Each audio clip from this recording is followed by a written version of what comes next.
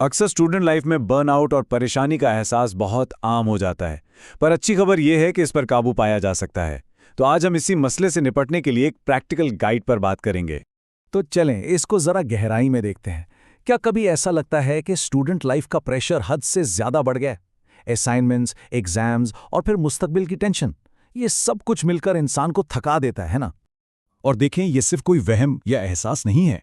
Science भी इस बात की तस्दीक करती है कि खराब टाइम मैनेजमेंट, एंग्जाइटी और जिसे हम एकेडमिक बर्नआउट कहते हैं, इन सब का आपस में गहरा ताल्लुक है। ये एक ऐसा साइकिल है जिसमें बहुत से स्टूडेंट्स खुद को फंसा हुआ महसूस करते हैं। लेकिन इस साइकिल को तोड़ा जा सकता है, और आज की इस गुफ्तगू में हम उन्हीं प्रैक्टिकल तरीकों पर बात करेंगे जिनसे इस सूरत हाल पर काबू पाया जा सकता है। तो सबसे पहले बात करते हैं स्टूडेंट बर्नआउट साइकिल की। देखते हैं कि रिसर्च इस बारे में क्या कहती है। यानी मसले की जड़ तक पहुंचने के लिए ये समझना जरूरी है कि साइंसी तौर पर इसके पीछे क्या है। अच्छा, तो ये एकेडमिक बर्नआउट है क्या चीज़? सीधे लफ्ज़ों में ये पढ़ाई से जुड़ी एक मुसलसल थकन, बेजारी और खुद को नाकाफ़ी समझने की कैफियत का नाम है। मतलब ये सिर्फ थका हुआ महसूस करने से कहीं ज़्यादा गहरी बात है। TJ.org की एक रिसर्च ने एक बहुत दिलचस्प बात सामने रखी है। उन्होंने एकेडमिक बर्नआउट और एंग्जाइटी के दरमियान जो ताल्लुक पाया, उसकी वैल्यू थी 0.47।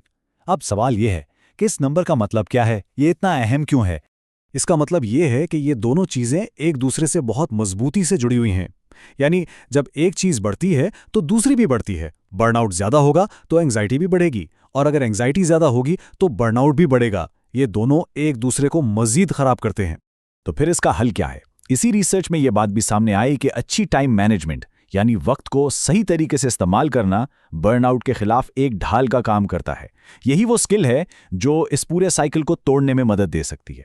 चले अब आते हैं हल की तरफ, और इसकी शुरुआत हम अपनी पढ़ाई की जगह को बेहतर बनाने से करेंगे, जो कि हमारी डिफेंस की पहली लाइन है। चूंकि हम मसला समझ चुके हैं, तो अब उस जगह से शुरू करते हैं जहां एक स्टूडेंट अपना सबसे ज्यादा वक्त गुजारता है। पढ़ाई में फोकस करने का पहला कदम अपने माहौल को ठीक करना है। आप यकीन करें, चंद छोटी छोटी तब्दीलियां भी बहुत बड़ा फ़र्क ला सकती हैं। जब आपकी जगह साफ और मुनज़्ज़म होती है ना, तो दिमाग भी खुद ब खुद मुनज़्ज़म महसूस करता है। और बात सिर्फ सफाई की नहीं है, जिस्मानी सुकून भी इतना ही ज़रूरी है। यहीं पे अर्गोनोमिक्स का काम आता है, यानी अपने माहौल को अपने जिस्म के हिसाब से सेट करना। इसके लिए टेक्सास वुमेन्स यूनिवर्सिटी की ये चेकलिस्ट बहुत काम की है। मॉनिटर को आंखों के लेवल पर रखें, स्क्रीन कम से कम एक बाजू के फासले पर हो, कोहनियां 90 डिग्री के एंगल पर हों और पांव जमीन पर आराम से रखे हों। ये छोटी छोटी आदतें आपको लंबे अरसे के जिस्मानी दर्द और तनाव से बचाती हैं। ठीक है, तो जगह तो सेट हो गई। अब आते हैं अपने रोजाना के रूटीन पर। याद रखें, छोटी छोटी आदतें मिलकर बहुत बड़ा असर डालती हैं। तो माहौल के बाद अब देखते हैं कि रोजमर्रा की वो कौन सी आदतें हैं जो फर्क पैदा कर सकती हैं।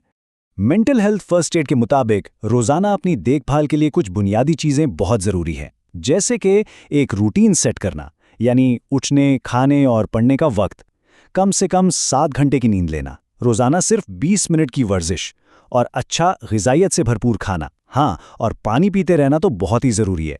हमारा दिमाग 73% पानी पर मुश्तमिल है, और जैसा कि हमने पहले बात की, अपनी जगह को साफ रखना भी इसी में शामिल है। अच्छा, जिस्मानी सेहत की तो बात हो गई। अब आते हैं जहनी हालत पर। इसे कैसे कंट्रोल किया जाए?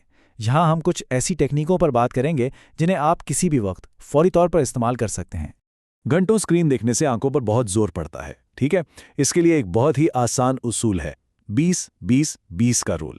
मतलब हर 20 मिनट के बाद 20 सेकंड के लिए किसी ऐसी चीज को देखें जो आपसे 20 फुट दूर हो। बस ये आपकी आंखों को फौरी आराम देता है।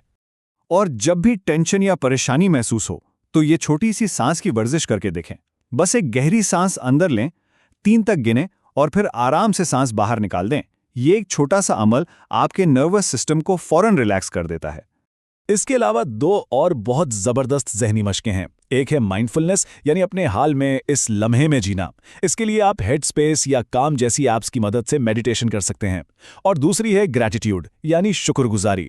उन चीज़ों के बारे में सोचना जिनके लिए आप शुक्रगुजार हैं। इसके लिए एक छोटी सी ग्रैटिट्यूड जर्नल या डायरी बनाना बहुत अच्छा तरीका है। चलें, अब आखिर में इन तमाम बातों को इकट्ठा करते हैं।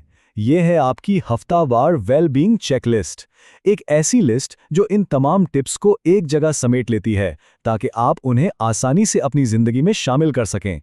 तो इस चेकलिस्ट में सब कुछ शामिल है। रोजाना की बुनियाद पर करने वाले काम, अपनी जगह के लिए एर्गोनॉमिक पोस्चर चेक करना, अपने जिस्म के लिए 7 घंटे से ज्यादा नींद और खूब पानी पीना, मूवमेंट के लिए 20 मिनट की वर्जिश या स्ट्रेचिंग, दिमाग के लिए 20-20-20 रूल पर अमल करना और फोकस बढ़ाने के लिए कोई माइंडफुलनेस टेक्निक इस्तेमाल करना। ये एक तरह से आपका मुकम्मल वेलबींग प्लान है। तो ये सब जानने के बाद अब सवाल यह है कि इस हफ्ते कौन सी एक नई आदत अपनाई जा सकती है। याद रखें, शुरुआत छोटी ही होनी चाहिए, लेकिन उस पर कायम रहना जरूरी है। अपनी सेहत और सुकून को अहमियत देना भी आपकी तालीमी कामयाबी का एक बहुत अहम हिस्सा है।